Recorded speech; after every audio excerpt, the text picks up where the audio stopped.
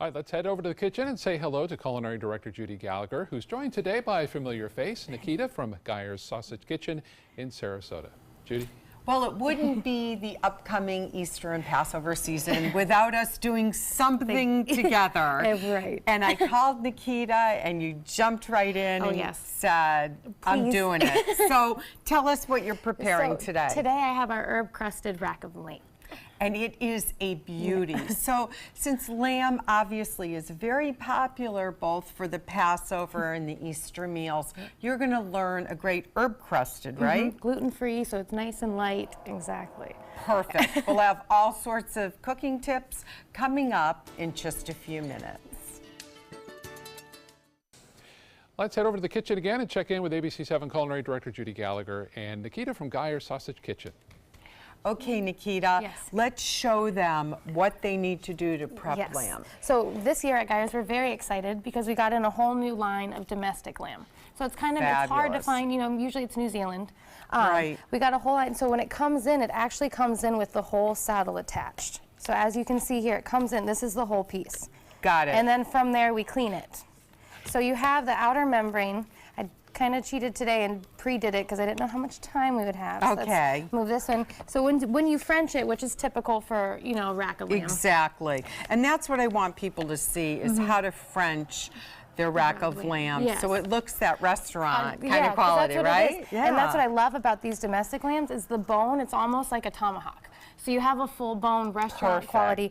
So when you have it, you have the whole fat cap and everything. So you want to take it, and in here, and as you can see on this one, let's grab this one here. So you can see where they're attached. Right. But when you pull, it slowly, easily comes. So you just take your knife and slide it. And of course, we can do that. The butchers, we can do that. You don't have to worry about it. You just call them. They'll marinate it. They'll pre-cook it. They'll do whatever you want. Nikita's my go-to butcher. So this slides right off. So you see, it actually comes in two pieces, and this is, this is excellent. So do you want that piece right there? Do we want to grill that, smoke that, something like that? It's so great because it has the fat cap on it.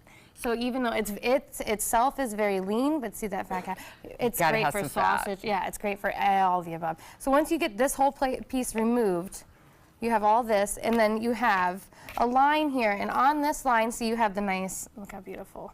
Nice. Yeah, it's gorgeous. Yeah, this is going to be perfect for my family. Yes, you just take one slice, and this all comes back, and you just want to clean in between the ribs. And that's what means Frenching, is you want to scrape down that meat. So you have this beautiful, and all of them come 8 racks, so you say about 2 to 3 per person. Perfect. Depending. Yeah, now so we're going to show you how to make the crust in the next segment. Back to the kitchen now. Judi is today with Nikita from Geyer's Sausage Kitchen on Tamiami Trail in Sarasota. Judi. Thanks, Scott. So we saw how you can trim it down, and you're going to do it the Judi Gallagher way and call Nikita and ask her to do everything.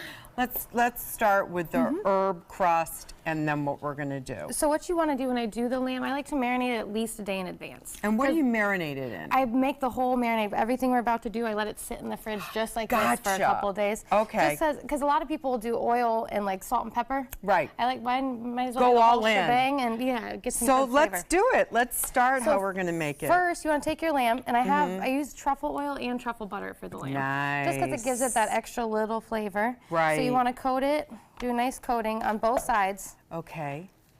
Because in here you still have the meat that comes through. Right. So you still want to marinate it all the way through, and then just a little bit of salt and a little bit of pepper on both sides. Okay. And so you're saying marinate it in this herb crust for 24 hours? 24 hours is how I do it, at least. You can do it for a few days if you'd like.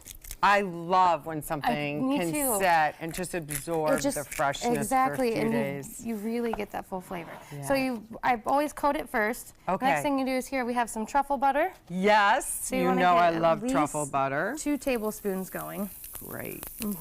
Nice and melted. And then you want to I have a 1/4 cup of onions.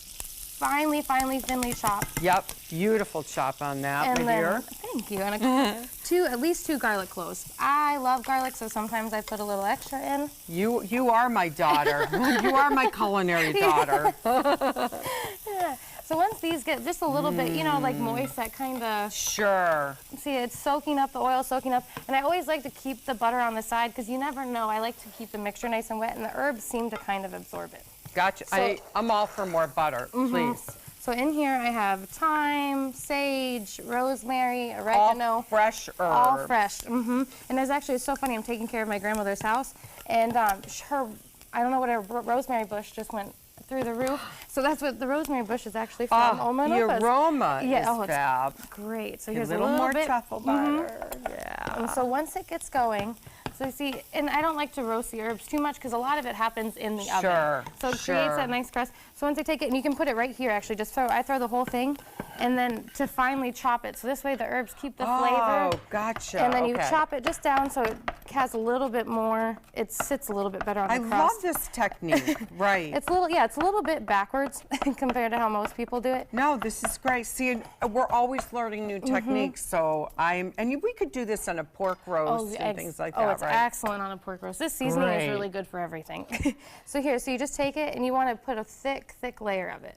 Okay, right on top. Right on top here, all the way through.